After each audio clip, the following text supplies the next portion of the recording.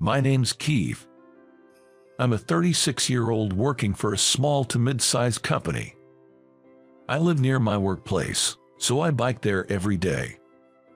Figured if I'm gonna ride, I might as well do it right, so I bought a road bike and make it a point to ride along the spacious riverbank. I've totally fallen for the charms of cycling, but there's another reason I take the riverbank route. It's because of a woman who sits on a bench by the riverside. I first saw her about a month ago. I was taking a different route to work, the one that goes through this riverbank. The breeze feels good, and I even see runners out for their morning jogs, a perfect little refresh before work. I was thinking of making this my regular route. As I casually looked over the river, that's when I spotted her, a woman sitting on a bench. It was fall, getting colder, but she was in unusually light clothes for the season. She seemed a bit chilly, but was deeply engrossed in her knitting. At first, I wondered what she was making, but as soon as she had knit a little, I instantly recognized it was a heart-shaped piece. How did I know? Because there's a significant history between knitting, hearts, and me. I still have a yarn knit heart mascot attached to my bike key. It was a gift from my first love and girlfriend, Sarah. Granted, I got it over 20 years ago, and it's pretty worn out now. Back in middle school, Sarah was my very first girlfriend. Of course, being broke students, our dates were mostly hanging out in the park or talking for hours in a cheap diner. But I had the time of my life. Sarah, with a round face that suited her short haircut and cute dimples when she laughed, was incredibly adorable. So, I did a bunch of silly stuff just to make her laugh. Looking back, it's kind of embarrassing, but I was dead serious back then. She always played along, and she even gave me handmade chocolates for Valentine's. Man, was I happy. I had a bad reaction to those chocolates and spent a lot of time in the bathroom, but that didn't matter. Sarah was skilled with her hands but seemed to struggle with cooking. However, her knitting skills were top-notch even in middle school. She was always knitting something. Sometimes she'd even bring her yarn to class and knit during breaks, which led to teachers scolding her or confiscating her materials. So, when she gave me this heart mascot, I was over the moon, even more than when I received the Valentine's chocolates. Because she had knit this heart just for me. I was grinning so much that day, I must have looked ridiculous, but it made Sarah crack up. Everything with Sarah was a first for me. I genuinely loved her, and I thought we'd always be together. Our first date, the first gift, and our first kiss. We even got caught by the authorities for sneaking out late at night to talk in the park. Every moment spent with her is still irreplaceable to me. But we couldn't stay together. After dating for a year, Sarah had to move schools. And it was in another state, not somewhere a student like me could easily visit. Back then, not everyone had cell phones. They weren't something students would have. We'll definitely write to each other. We promised as I tearfully saw her off. I wrote letters every week, and at first, Sarah responded. But gradually, her replies slowed, and eventually, they stopped altogether. I tried sending more letters, but they never reached Sarah, and finally got returned to me. Our relationship, strained by the distance, fizzled out without even a proper breakup. Those memories randomly came back to me while I was riding my road bike on the way home from work. She's there, knitting on the riverbank, even when it's time for me to head back. She's finished with the heart-shaped knitting, and I stopped my bike to watch, wondering what she'll make next. Maybe it's plain curiosity, or perhaps I see a bit of Sarah in her. After all, the only woman I'd ever seen knitting was Sarah. But the woman suddenly started unraveling the knitted heart she had finished. "What?" I exclaimed, genuinely thinking it was such a waste after all the effort she put into it. I've always seen her engrossed in her knitting, head down, so I never really saw her face, but she seemed to have a sad expression. I felt a little uneasy, but she and I were total strangers. After all, I was just observing her without any real connection. Thinking I should get moving on my road bike, a strong gust of wind blew. I braced myself to avoid falling, but the keychain I got from Sarah broke off due to wear and tear, rolling down toward the river's side. "Whoa, hey, wait," I shouted. To make matters worse, it didn't roll onto the grass but down a staircase, gaining momentum and making it hard to stop. In a panic, I jumped off my bike and ran down the river's side. I couldn't lose the precious gift from Sarah. From that rush of emotion, I yelled out loud. It was when I looked up after catching the mascot that luckily stopped near the bottom of the stairs. I caught her eye when she turned towards me at the sound of my loud voice.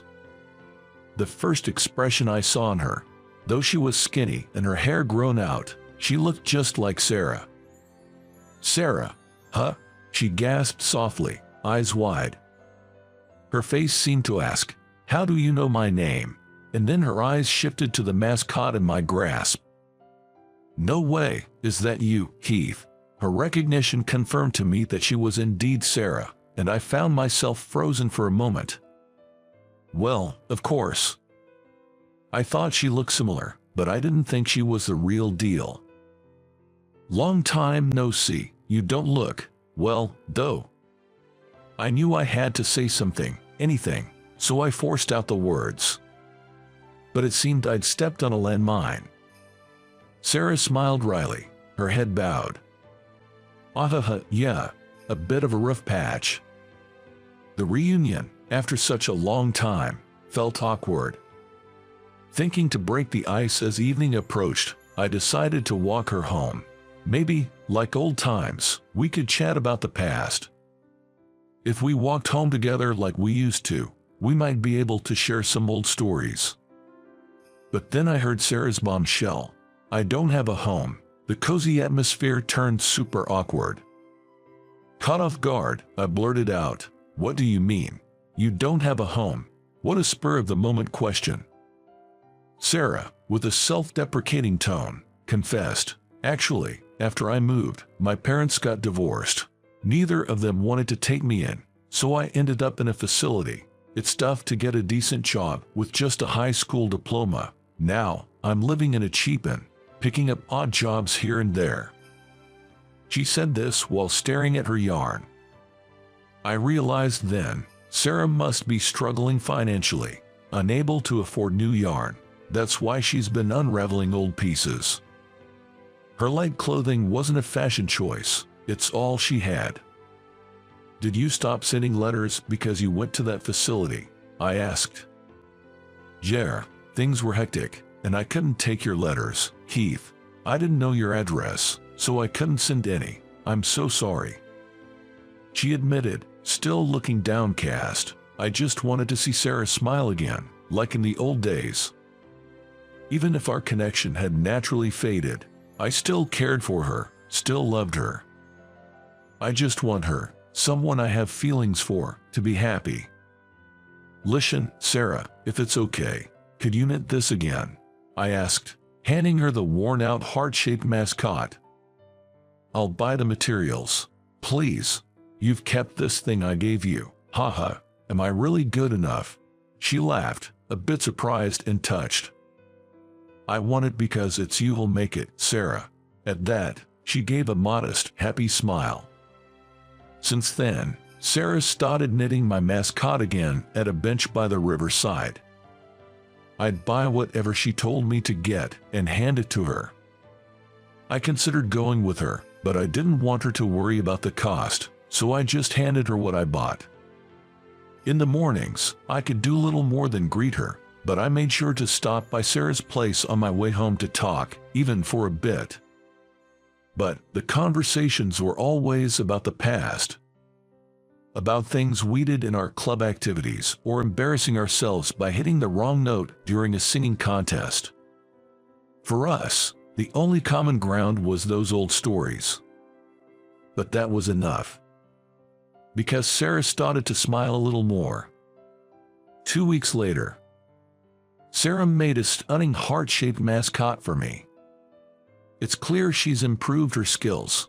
Her mascots used to be just plain pink, but now they have red patterns on them and look much cuter. Well, this looks like something you could buy in a store. Oh, come on, it's not that great. She was modest about it, but the mascot I attached to my road bike ski was very popular at work. I want one like this. Where did you buy this? It was particularly popular among the female employees. I spontaneously thought, if Sarah sold the one she made, she could make a living off of it. Nowadays, people thrive selling handmade items online. With some yarn, Sarah's creations would definitely sell. I was sure of it, partly because of my business intuition. So, when I suggested this to Sarah, I can't do it. Why not? It was a hit with the women at work. The problem is I don't have an address. It hit me then. Even if she made and sold the products without a permanent address, there would be no place to list for returns. She would be in a bind if there was a mistake or a return. I wish I could make a living off of knitting too, but reality's tough. How about renting an address? I suggested that to Sarah, who was downcast. Many people these days don't want to use their home address, so there are services where you can rent one monthly. Sarah was surprised and said, I didn't know that, but I don't have the money. I'll cover the costs for materials and such. Once you make a profit, you can save it and eventually rent your own place. But I don't want to trouble you, Keith. How about this? Think of it as a business deal. I believe your knitting will be a hit. It's not just about helping her because I love her. I'm truly in awe of Sarah's talent and want the world to see it. I'm willing to support her financially to make that happen. Finally, Sarah agreed, saying, I want to try it for a year. If she doesn't see results in a year, she'll quit. With that understanding, I supported her. Under that promise, I stepped in to support Sarah. But honestly, I had underestimated the situation. I was hoping that Sarah's knitting would gain traction, maybe around 6 months in. But Sarah's knitted goods started flying off the shelves almost instantly. It all began with her setting up a stall at a local flea market, where her knitted items, especially earrings and studs made with yarn, garnered a lot of attention. Thanks to this, her reputation grew, and when she participated in paid craft fairs, she made a decent profit. Of course, I helped out at the events, but Sarah is just amazing. She participates in events every month and yet never runs out of stock, always producing new items. I often wondered, how can she knit this fast and maintain this quality? Seems like she also started advertising on social media. Apparently, she began taking custom knitting orders online. She especially became a hit with moms wanting knit items for their children. Sarah is always busy knitting. Once she had saved up a decent amount of money, she could afford to buy clothes, and Sarah became noticeably more lively. She had been a bit too skinny, after all. Now when she smiles, dimples form, making her look just like she used to. In just 6 months, Sarah became a handmade crafts artist who made a significant profit, and she could purchase her own materials, and she no longer needed to stay in it. And now, she's living with me. About 3 months after she started selling her knit crafts, it honestly became more convenient for her to hold event meetings and get some assistance with delivery at my place. That's the official reason, at least. Sarah said she'd be fine living with me, and after the promised year passed, I took the plunge and proposed. She laughed and said, "We're pretty much like a married couple already," and gladly accepted. We've discussed having a wedding once things slow down a bit since Sarah is quite busy with her handmade orders. But to be honest, I just want her to finish her current crafts. After all, there are so many knitted items in our house waiting to be sold. I even built a shelf myself to help organize things. On the very night she moved in, no less. Instead of a traditional wedding night, I was doing some DIY work for Sarah. It had been a while since I did something like this, and honestly, I struggled. Seeing my efforts, she tilted her head and asked, having trouble fitting it in. She said that because she noticed several bent and unusable nails around me. I just can't seem to get it right. Why does it keep bending? Why not try holding it firmly and give it another go? I took Sarah's advice and tried again, but I messed up about 7 times. The shelf I finally made turned out to be quite handy, but it seems we might need another one soon, or there won't be any room left to walk. Never thought I'd be surrounded by so much yarn, I mused, glancing at the wall. There, I saw an old worn-out heart-shaped mascot Sarah made for me, and a new one she had crafted recently. A question popped into my head. I've always wondered, why did you choose to make mascots out of knitting? It's 3-dimensional and seems quite difficult. By now, Sarah crafts them effortlessly, but back then, stuffing them with cotton must have been a challenge. As I pondered, Sarah, still knitting, said with a chuckle, "Who knows? Why don't you look it up yourself?" So, I did some research on mascots, and I understood her point. A mascot is a person, animal, or object believed to bring good luck. She gifted me the heart mascot, hoping to bring me good fortune. Maybe it's thanks to this mascot that I'm living such a blessed life now. It might even be the reason we got back together. Truly, it brought me so much luck, and as I thought this, I lovingly watched Sarah knit.